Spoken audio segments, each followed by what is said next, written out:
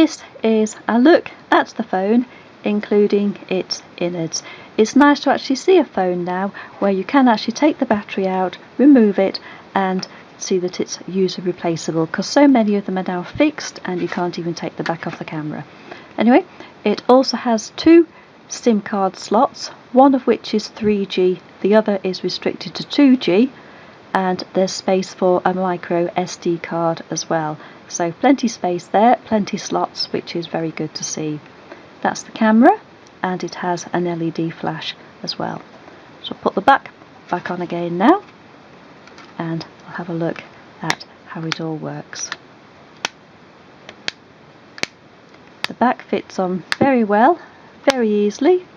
It's very well made, and as you can see, it's a very sleek phone, very slim, and it has the metal around the outside there, which gives it extra strength and stability. There's no flexing at all if I try to bend it. Not that that's normal behaviour for a phone, but some phones can be quite flimsy nowadays. It also comes with an included screen protector, which is very good because these phones do tend to pick up fingerprints, and it's nice to be able to keep the screen looking pristine from new. So I'll darken the room now, switch it on, and we'll see how the phone performs. I'm now switching on the phone, and we'll see how quickly it boots. Have to bear in mind this is only a budget phone, so we can't really expect top performance, but nonetheless we'll see how it performs. It's just going through the boot up screens now.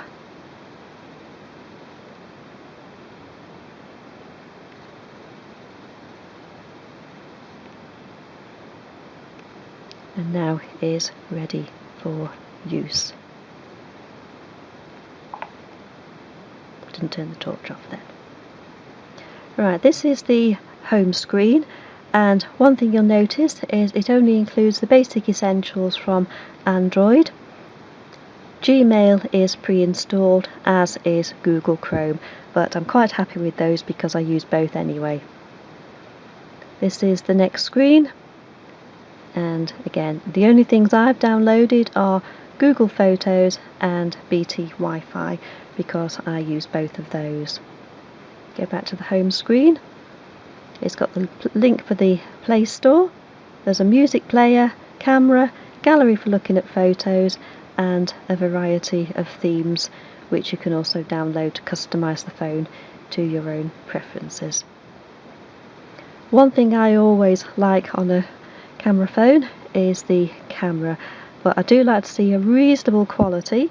One thing I've noticed with this is there are lots of image settings and scene mode: auto, night, sunset, portrait, theatre, beach, snow, fireworks, candlelight.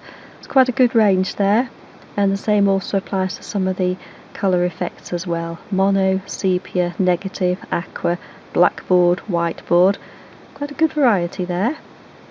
And again, on the actual camera, some good settings there.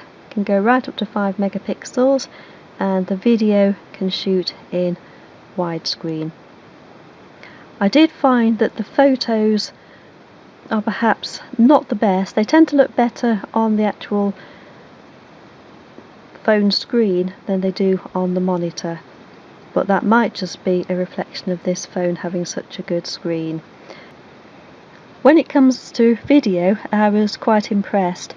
The footage can be a bit blocky, but you have to bear in mind this is a fixed focus camera phone, but I thought the audio was very good, very crisp and clear. Have a listen. This is a sample video pan with audio to demonstrate the audio recording. And back again.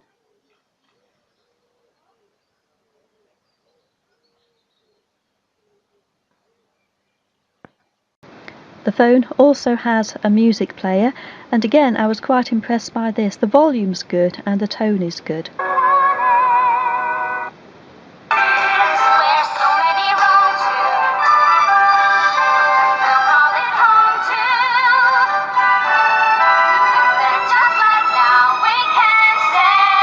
The speaker is on the back of the phone.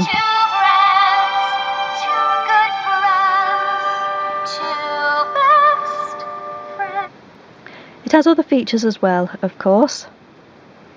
There's the internet browser. I'll just go to the BBC site just for an example of how it works and how it performs. Let's just take a look at something. The junior doctor's walkout.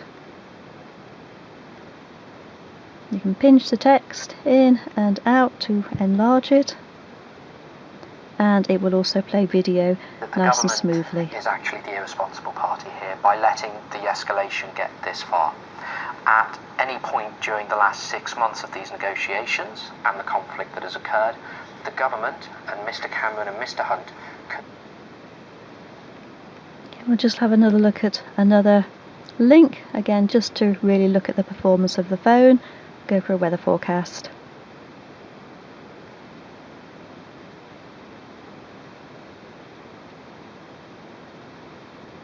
And the monthly outlook. All I'm demonstrating really is how responsive the phone is and how quickly it surfs the net.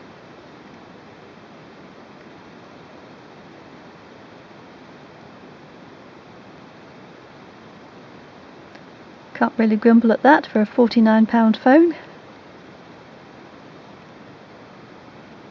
And back to the home screen.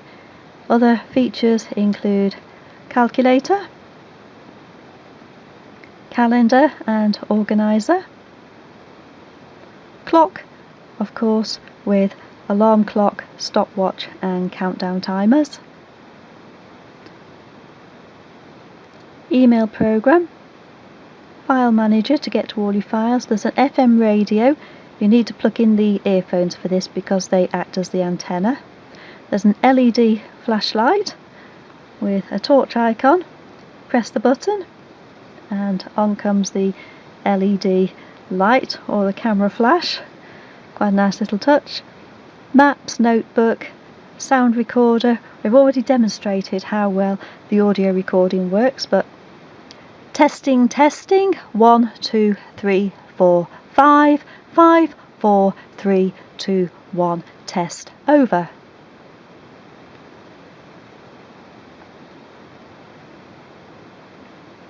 Testing, 1, 2, 3, 4, 5, 5, 4, 3, 2, 1, test over. Can't really fault that. Also video play, but we've seen how well the videos work. Voice search, photos and the BT Wi-Fi, which is what I downloaded. And of course it's also a phone with all contacts readily available directly from email address books. So as you can see, although this may be a budget phone, it does work really well. It surfs the net quickly. It has all the features you'd expect to find on a phone today. You can download any other apps you fancy from the Play Store. It has plenty memory. It performs well, and it does everything you could expect of it, and it does it rather well too, and reliably with no freezing, so nothing at all to criticise on this phone. I'd like a slightly better camera if I had a choice, but for the money you really can't grumble at all. It's quite exceptional what it does offer for the money, so I would highly recommend it at this price or even a little bit higher.